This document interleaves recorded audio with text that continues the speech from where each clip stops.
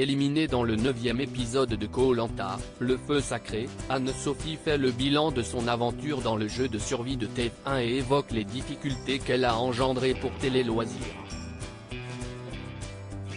CIST, un aller simple pour la France auquel elle ne s'attendait pas. Ce mardi 18 avril, Anne-Sophie a été éliminée de Koh-Lanta au terme du premier conseil de la tribu réunifiée. Celle qui a toujours concouru sous la bannière des Tinago depuis le début de l'aventure n'a pas vu venir la fronde qui s'est opérée contre elle. Alors qu'elle pensait que ses anciens partenaires rouges du feu sacré voteraient tous contre Tania, la professeure de Zumba a recueilli 6 bulletins de vote contre elle. Je n'ai pas vu venir le retournement de situation, confie-t-elle dans une interview accordée à Télé Loisirs.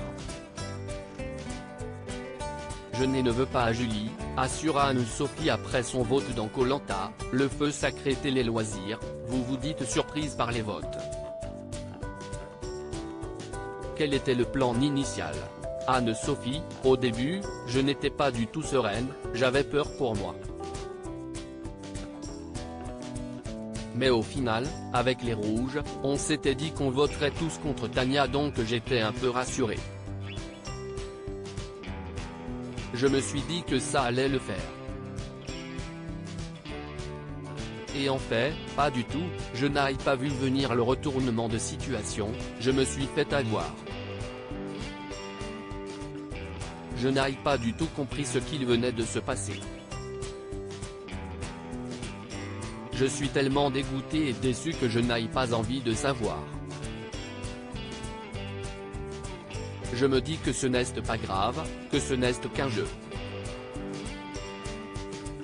Frédéric dit que CIST une erreur stratégique de leur part, qu'ils pensaient que les anciens jaunes allaient diviser leur voix.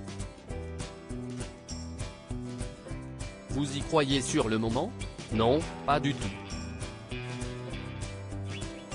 Je me dis parle toujours. Tout ce que je voulais, c'était manger. Rire, j'étais dégoûté mais de savoir ce qu'il s'était passé, je m'en fichais maintenant que c'était fait. Vous dites que Julie est la fille que vous appréciez le plus dans l'aventure, et pourtant, elle a voté contre moi.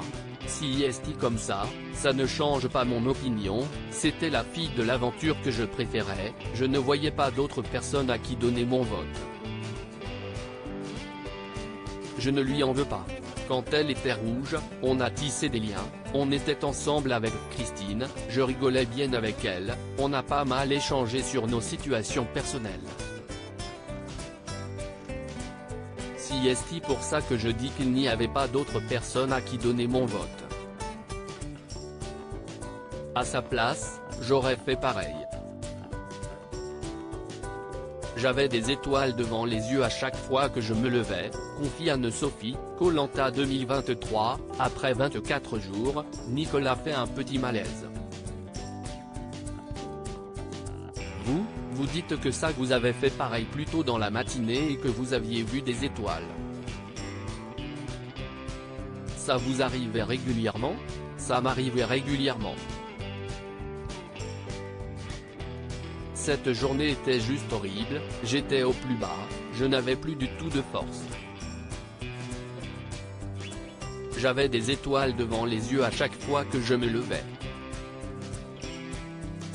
C'était vraiment dur. Même pour les interviews, je n'arrivais même plus à avancer, je leur disais que j'allais tomber et ils me disaient de prendre mon temps. C'était vraiment très dur à ce stade. C'était ça au quotidien, ne plus avoir de force.